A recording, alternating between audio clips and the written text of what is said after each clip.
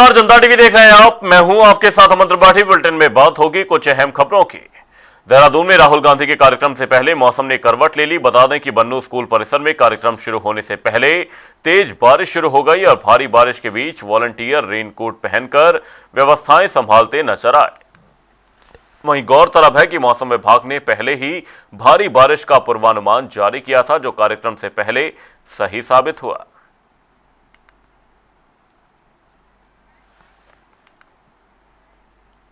देहरादून में आयोजित युवा अग्निवीर संवाद कार्यक्रम में मुख्यमंत्री पुष्कर सिंह धामी ने युवाओं से संवाद किया। उन्होंने कहा, अग्निवीर राष्ट्र की नई शक्ति हैं और उत्तराखंड सरकार उनके भविष्य को सुरक्षित बनाने के लिए प्रतिबद्ध है।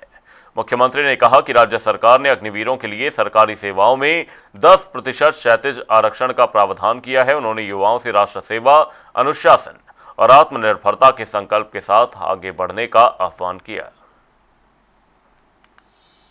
राशि थी वो बहुत कम होती थी और उस राशि को हमने बढ़ाकर 10 लाख रुपए से 50 लाख रुपए करने का निर्णय लिया। आज सभी परिवारों को 50 लाख रुपए की धनराशि मिल रही है और राशि से हम किसी परिवार को उनका बेटा, उनका पति, उनके परिवार का सदस्य वापस नहीं कर सकते हैं, लेकिन केवल हम इतना है कि उनके साथ खड़े हो सकते हैं, उनकी सहायता में खड़े हो सकते हैं, उनको सहायता कर सकते हैं।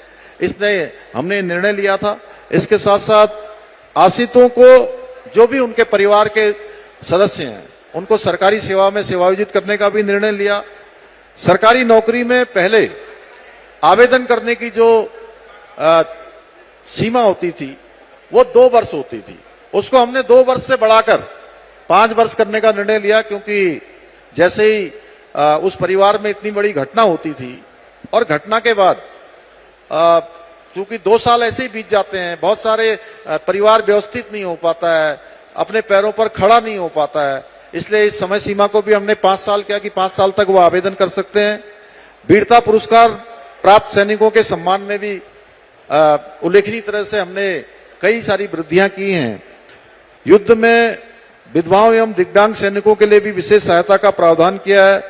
पूर्व सैनिकों के लिए सम्मानजनक अंतिम संस्कार हेतु कि उनका सम्मान पूरे राजकीय सम्मान के साथ हो, उसका भी प्रावधान हमने किया है। और प्रदेश में सभी सैनिकों के प्रति हमारी श्रद्धा, हमारी आस्था और उनके प्रति सम्मान व्यक्त करने के लिए हम देहरादून में ही एक सैन्य धाम का निर्माण कार्य अंतिम चरण पर है। बहुत जल्दी आप सबको आमंत्रित करेंगे, आप सबको आमंत्रित करके उस सैन्य धाम को भी राज्य और देश को समर्पित करने वाले हैं, जो अपने आप में बहुत बड़ा एक स्थल होगा, हमारा पवित्र स्थल होगा। और के इस अवसर पर मैं कुछ घोषणा भी करना चाहता हूं कि पर्यटन विभाग की जो होम स्टे योजना है, इसके अंतर्गत पूर्व सैनिकों तथा अग्निवीरों को होम स्टे स्थापित करने के लिए जो अनुदान मिलता है, उससे भी विशेष अनुदान इस पूर्व हमारे सैनिकों को और अग्निवीरों को दिया जाएगा। और जो भी अग्निवीर हमारे सेवा मुक्त होकर लौटेंगे, राज्य सरकार की विभिन्न योजनाओं का लाभ दिलाने के लिए एक समर्पित सेल भी बनाया जाएगा। मैं इसकी घोषणा करता हूं। और सीमावर्ती गांवों में स्थानीय निवासियों, पूर्व सैनिकों एवं अग्निवीरों को स्वरोजगार से संबंधित अवस्थापना सुविधाएं विकसित करने हेतु विशेष अनुदान स्वीकृत किया जाएगा। मुझे पूरा विश्वास है कि आप सभी युवा अपने परिश्रम से, अपने अनुशासन से और राष्ट्रभक्ति से उत्तराखंड और भारत का नाम गौरवान्वित करेंगे। जिस क्षेत्र में भी जाएंगे, उस क्षेत्र में देवभूमि की मिसाल भी सबके स्मरण में आएगी। उत्तराखंड के बद्रीनाथ धाम में हुए चढ़ावा चोरी मामले में स्पेशल इन्वेस्टिगेशन टीम ने कार्रवाई करते हुए बद्रीनाथ मंदिर के पूर्व अधिकारी राजेंद्र चौहान को गिरफ्तार कर लिया। जांच अधिकारियों ने करीब 4 घंटे तक चली पूछताछ के बाद चौहान को हिरासत में लिया। इस कार्रवाई को मंदिर प्रशासन से जुड़े वित्तीय और अन्य अनियमितताओं की जांच में अहम माना जा रहा है। सर, अभी सर्च के बारे में यह है कि कुछ सैफरोन और कुछ अन्य चीजें मिली हैं। हाँ सर, इसके संबंध में कैश कितना बरामद किया आप लोगों ने अभी तक? कुछ फॉरेन करेंसी मिली है, बाकी कैश के बारे में अभी द्वारा कोई सहयोग नहीं किया जा रहा है।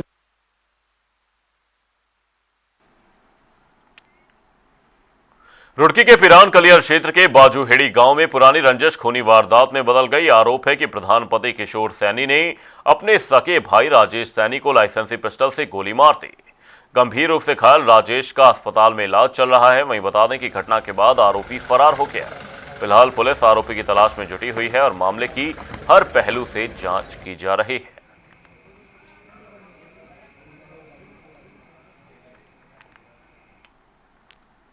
हरिद्वार में कांवड़ मेले की तैयारियों को लेकर आयोजित अंतर्राज्यीय बैठक में उत्तराखंड के मुख्य सचिव आनंद बर्धन ने कहा कि श्रावण मास का कांवड़ मेला देश के सबसे बड़े धार्मिक आयोजनों में शामिल है। बैठक में 7 राज्यों के अधिकारियों ने सुरक्षा, ट्रैफिक प्रबंधन, श्रद्धालुओं की सुविधाओं और बेहतर समन्वय पर चर्चा की। सहारनपुर के डीएम अरविंद कुमार चौहान ने बताया कि अगले 10 से 12 दिनों की यात्रा के लिए व्यापक तैयारी की गई है और डीजे संचालन भी निर्धारित मानकों के अनुसार ही होगा।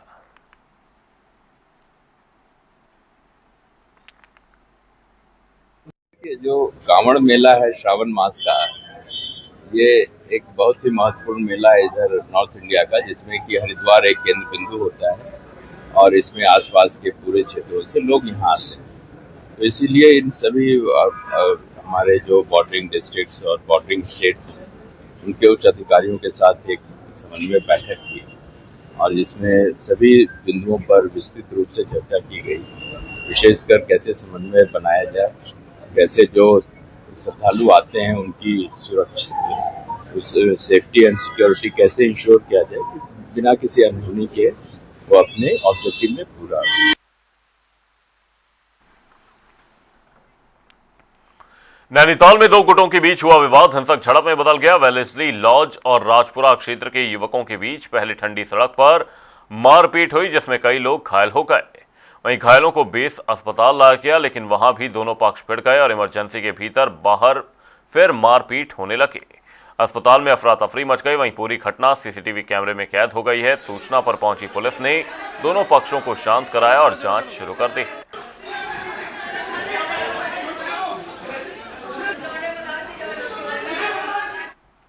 नैनीताल जिले में 26 जुलाई को कारगिल विजय दिवस शौर्य दिवस के रूप में पूरे सम्मान और गरिमा के साथ मनाया जाएगा। तैयारियों को लेकर हल्द्वानी स्थित जिलाधिकारी कैंप कार्यालय में अपर जिलाधिकारी प्रशासन विवेक राय की अध्यक्षता में बैठक हुई। अधिकारियों को सुरक्षा, यातायात, पेयजल, स्वास्थ्य, प्रकाश और अन्य व्यवस्थाएं समय पर सुनिश्चित करने के निर्देश दिए गए। वहीं विवेक राय ने कहा कि शौर्य दिवस का उद्देश्य नई पीढ़ी को कारगिल के शहीदों के बलिदान और राष्ट्रभक्त की प्रेरणा से जोड़ना है।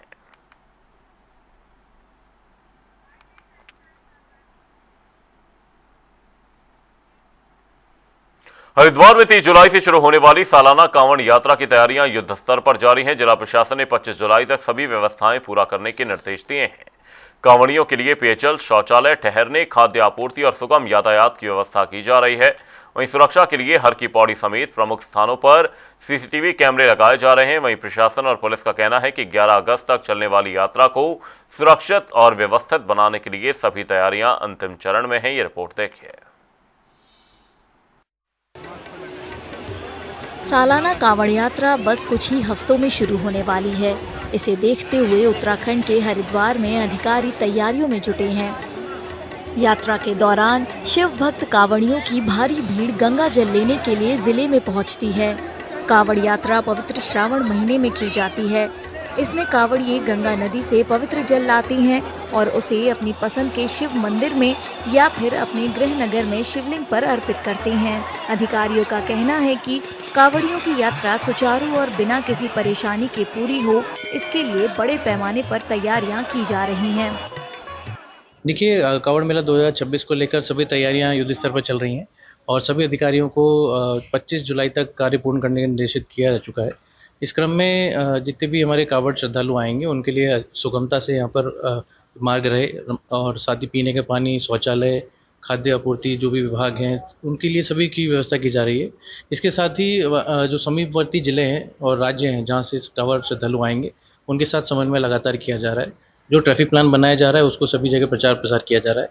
इसी क्रम में आने वाले समय में माननीय मुख्यमंत्री जी द्वारा भी समीक्षा बैठक की जाएगी और साथ ही अंतर्राज्यीय समन्वय बैठक भी आयोजित की जाएगी, जिसमें इस पूरे प्लान को शेयर किया जाएगा। सुरक्षा सुनिश्चित करना तैयारियों का एक अहम हिस्सा है। श्रद्धालुओं की आवाजाही पर नजर रखने और किसी भी अप्रिय घटना को रोकने के लिए हर की पौड़ी घाट समेत कई अहम जगहों पर सैकड़ों सीसीटीवी कैमरे लगाए जा रहे हैं। श्रावण मास की शुरुआत 30 जुलाई से हो रही है और 11 अगस्त को महाशिवरात्रि है, जिस दिन जो है हमारे शिव भक्त हैं जो जलाभिषेक करते हैं अपने अपने शिवालयों में। तो ये ड्यूटी हमारी उसके पहले खड़ी हो जाएगी। तो उसमें जो शुरुआती तैयारियां हैं वो पूरी कर ली गई हैं। इसमें जिला प्रशासन के साथ पुलिस प्रशासन जो लगातार जो हमारे शिव भक्त आते हैं पूरे देश से आते हैं और मुख्यतः उत्तर भारत से आते हैं, तो जिन स्थानों पे उनका रुकने का होता है, जो घाट हुए स्नान के लिए और जिन एरियाज में रुकते हैं और जो रास्ता उनके जाने का तय किया गया है, तो उसमें जो व्यवस्थाएं बेसिक करनी है उसकी तैयारी चल रही है। अभी कुछ कमी है तो लगातार उसमें जिलाधिकारी महोदय द्वारा भी निर्देशित किया जा रहा है कि समय से ये तैयारियां पूरी कर ली जाएं। इस साल की कांवड़ यात्रा 30 जुलाई को पवित्र श्रावण महीने के पहले दिन शुरू होगी और 11 अगस्त को महाशिवरात्रि के दिन खत्म होगी।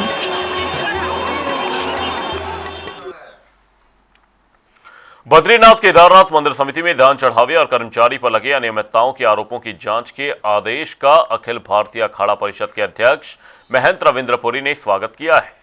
उन्होंने कहा कि दोषी पाए जाने पर निष्पक्ष जांच के बाद कड़ी कार्रवाई होनी चाहिए। महंत पुरी ने कहा कि चार धाम करोड़ों श्रद्धालुओं की आस्था का केंद्र है और उनकी गरिमा हर हाल में बनी रहनी चाहिए। उन्होंने मुख्यमंत्री पर भरोसा जताते हुए कहा कि श्रद्धालुओं का विश्वास सर्वोपरि है। इस प्रकार की छोटे कर्मचारियों के द्वारा अगर कोई घटना हुई है तो बद्रीनाथ मंदिर समिति जो क्योंकि सरकार के द्वारा ही संचालित है वो, और उसके अध्यक्ष जी ने ये एक अच्छा कदम उठाया, मैं इसका स्वागत करता हूं। और माननीय मुख्यमंत्री जी के ऊपर मुझे विश्वास है और उनको बधाई भी है कि वो अपने 5 साल पूरे किए उन्होंने आज। और देवस्थान के प्रति जो श्रद्धा है, चार धाम जो उत्तराखंड में हमारे केदार, बद्री, गंगोत्री, यमुनोत्री, वहाँ पूरी दुनिया के लोग आते हैं। अगर कोई गलत काम वहाँ हो रहा है तो सरकार को और वहाँ की व्यवस्था करने वाले लोगों को तुरंत एक्शन लेना चाहिए, नहीं तो उससे क्या श्रद्धा और भावना टूटती है और पैसा तो फिर भी आ जाएगा लेकिन भावनाएं दोबारा नहीं आती हैं।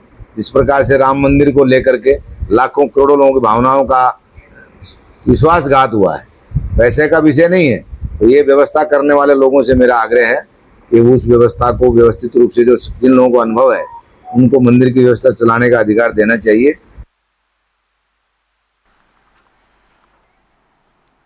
चमोली में मुख्यमंत्री पुष्कर सिंह धामी के कार्यक्रम के दौरान राजनीतिक माहौल उस समय गर्मा गया जब बद्रीनाथ से कांग्रेस विधायक लखपत बुटोला ने मंच से मुख्यमंत्री की खुलकर सराहना की।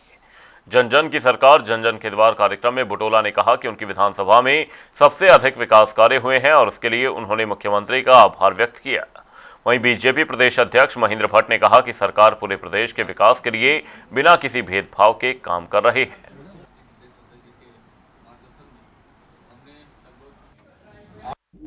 का ये धार्मिक पर्व है। उत्तराखंड की भूमि हरियाली से लदी हुई भूमि है। ये हरियाली का वातावरण इस राज्य के अंदर सदैव बना रहे, इसके लिए हर वर्ष हरेला का पर्व मनाया जाता है और भारतीय जनता पार्टी ने अपने 7 कार्यक्रम में से कार्यक्रम के रूप में लिया हुआ है। हम लोग लगातार 1 माह तक, आज से लेकर 1 माह तक 15 अगस्त तक हम हरेला पर्व को मनाएंगे। प्रत्येक बूथ पर 50 पौधे लगाने का हमने लक्ष्य लिया है, वो लक्ष्य हम पूर्ण करेंगे।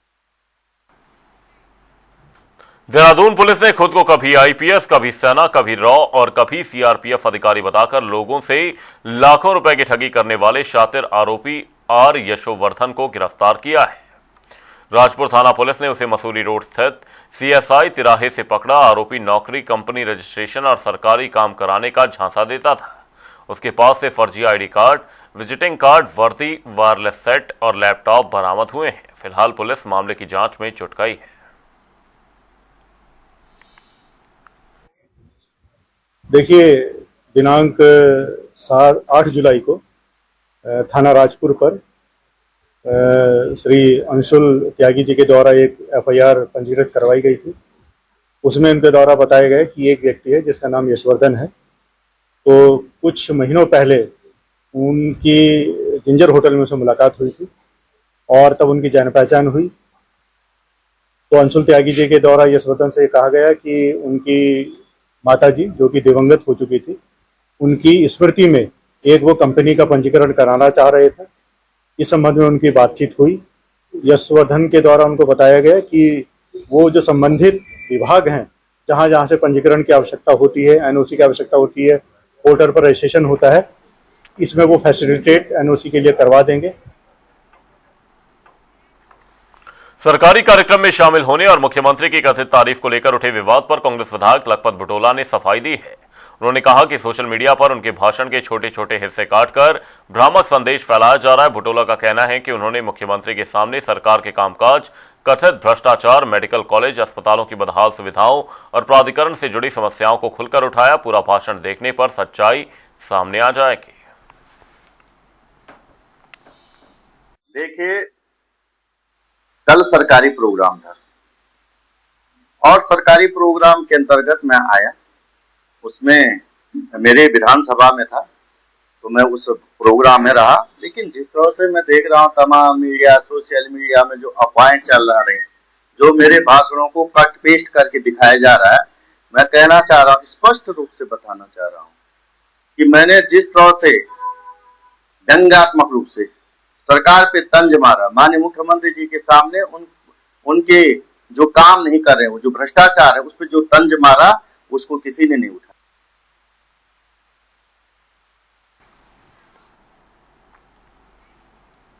उत्तराखंड में प्रकृति और हरियाली के लोक पर्व हरेला की शुरुआत के साथ ही मेगा पौधारोपण अभियान भी शुरू हो गया है। इसी मौके पर बीजेपी प्रदेश अध्यक्ष महेंद्र भट्ट ने प्रधानमंत्री नरेंद्र मोदी के एक पेड़ मां के नाम अभियान के तहत इसकी शुरुआत की। वहीं हरेला को हरियाली, नवजीवन और समृद्धि का प्रतीक बताते हुए जनप्रतिनिधियों को व्यापक पौधारोपण का लक्ष्य दिया ताकि पर्यावरण संरक्षण को जन आंदोलन बनाया जा सके। का ये धार्मिक पर्व है। उत्तराखंड की भूमि हरियाली से लदी हुई भूमि है। ये हरियाली का वातावरण इस राज्य के अंदर सदैव बना रहे, इसके लिए हर वर्ष हरेला का पर्व मनाया जाता है और भारतीय जनता पार्टी ने अपने 7 कार्यक्रमों में से कार्यक्रम के रूप में लिया हुआ है। हम लोग लगातार 1 माह तक, आज से लेकर 1 माह तक 15 अगस्त तक हम हरेला पर्व को मनाएंगे। प्रत्येक बूथ पर 50 पौधे लगाने का हमने लक्ष्य लिया है, वो लक्ष्य हम पूर्ण करेंगे।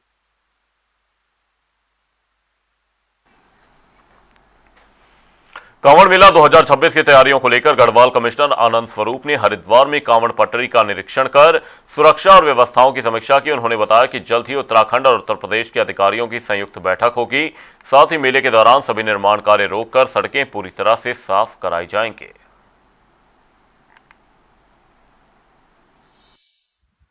ये कांवड़ की तैयारियां जो हम लोग कर रहे हैं, कांवड़ आने वाला है तो उसकी तैयारियां कैसे पूरी हों और जहाँ क्रिटिकल पॉइंट हैं उनके बारे में जो सेफ्टी बरतना है उसके बारे में मैंने आज डीएम साहब से चर्चा की है और जल्दी ही उच्च स्तरीय एक बैठक भी होगी। इसमें सभी जनपदों के जिलाधिकारी और यूपी के भी जनपदों के जिलाधिकारी भी रहेंगे उसमें, तो संयुक्त बैठक होगी और उसमें जो भी इश्यूज हैं उनको चर्चा करके उनका निराकरण किया जाएगा और पिछली बार की तरह एक अच्छी जो कांवड़ यात्रा कांवड़ पट्टी पे निर्माण कार्य चल रहे हैं, कुंभ के कार्य चल रहे हैं, आगे हाईवे पर भी जगह जगह पे काम चल रहा है। क्या लगता है कि काम पूरे हो पाएंगे उसमें? अब देखिए, जो लंबे समय के लिए काम है वो तो उनको हम लोग समेट देंगे, उनके निर्माण कार्य उस दौरान नहीं चलने देंगे और उनको जो निर्माण सामग्री वगैरह है उसको वहां से हटा दिया जाएगा जिससे कांवड़ियों की यात्रा में कोई कठिनाई नहीं आए। बाकी हमको कुंभ की भी तैयारी करनी है तो निर्माण तो फिर उसके बाद शुरू होंगे। सर, इस दौरान निर्माण कार्य न करने की सलाह दी जाती है। सारी व्यवस्था की जाएगी, सारा उत्तम प्रबंध किया जाएगा जिससे किसी को कठिनाई ना हो जो कांवड़िए बाहर से आते हैं, क्योंकि छोटी बातों पर उनमें असंतोष हो जाता है तो हम लोग वो स्थिति ही पैदा ना होने देंगे।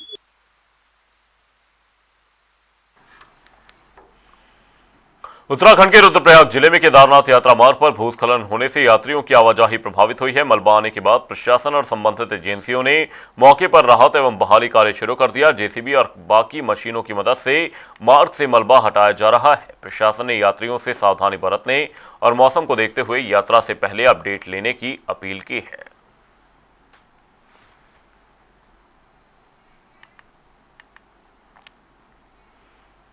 मसूरी के झड़ी पानी क्षेत्र में रेलवे की बेदखली नोटिस के बाद भूमि विवाद फिर से गहरा गया है। बता दें कि रेलवे ने कई परिवारों को 7 दिन में जवाब देने का नोटिस जारी किया है, जबकि स्थानीय लोगों ने कार्रवाई का विरोध करते हुए भूमि स्वामित्व के दावे पर सवाल उठाए। वहीं निवासियों का कहना है कि उनके मकान विधिवत पंजीकृत हैं।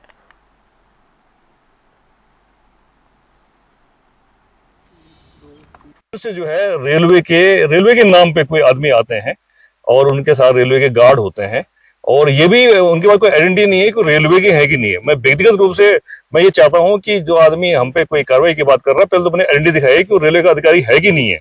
तो मैंने खुद उनसे कहा कि पहले आपको हम कैसे मान लें कि एक तो आप रेलवे के अधिकारी हैं, किसी विभाग के अधिकारी है कौन आप।